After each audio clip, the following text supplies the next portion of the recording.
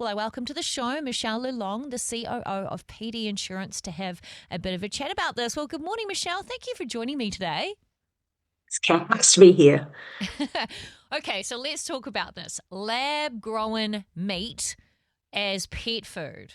I mean, what do you think about this? Should Kiwis make the switch to this if it becomes something on offer on the menu for our pets in New Zealand? Look, I think we did a research last year in 2024 at 2,400, I think, of our customers, and 80% of them said, no way, Jose, not going to happen.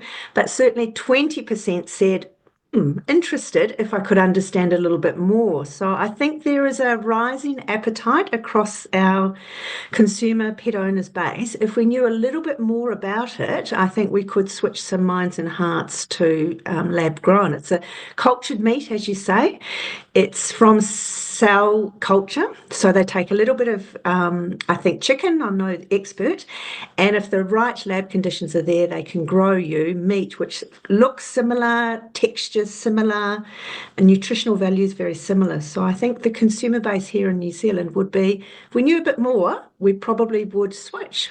Yeah, well, that's the thing. We don't know enough at the stage, do we? Because we haven't seen any longitudinal studies around this sustainability. And I won't ask you too many scientific questions because you're not a scientist. I'm not a scientist. But it sounds like it's a pretty complex operation. Like there's obviously quite a significant amount of resources that go into generating this lab meat. I mean, look, I remember back in my failed scientist days, because I did actually study a science degree and we did do things in petri dishes. And can I just tell you, it doesn't work like cooking. You can't go a pinch of this, a little bit of that. It's got to be quite exact.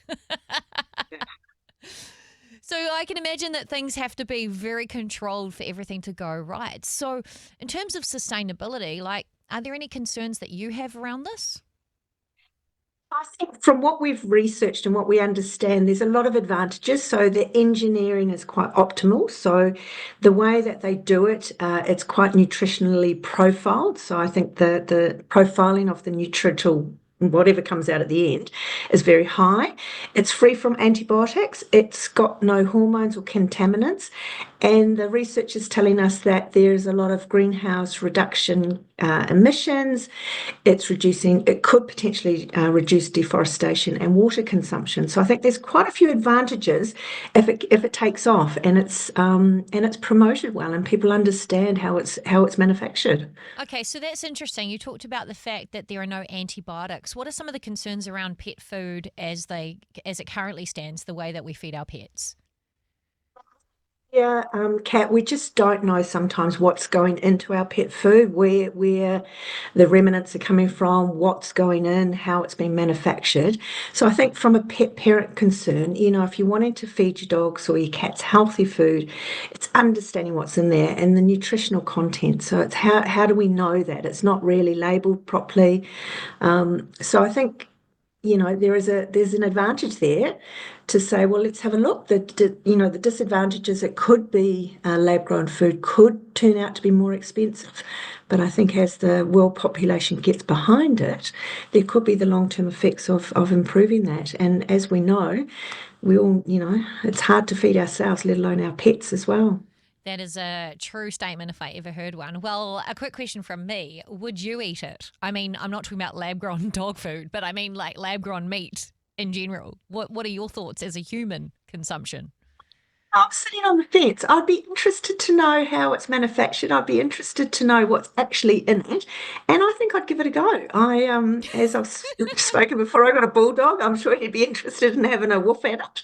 But yeah, I'm fence sitter at the moment. I'm not either way. Okay, well, we'll have to watch this space.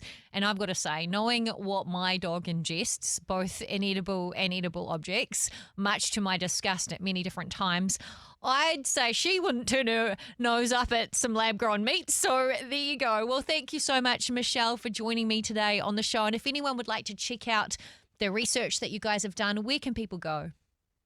It's on our website under our media tab, and there's a great article there that references the company in the UK. That's Meatly, as you've spoken about. And there's also some information about protein insect food as well, which is becoming very popular as well. So Oh, have a read through. fascinating. It's a great read. Yeah. Okay, thanks, Michelle. Michelle from PD Insurance joining me this morning, Michelle LeLong. And if you'd like to find out more, you can go to pdinsurance.co.nz to check out more information there. Amazing. I hope you enjoyed that as much as we did. Yeah, don't forget to like and subscribe and turn your notifications on so you don't miss the next video. We'll see you in the next one.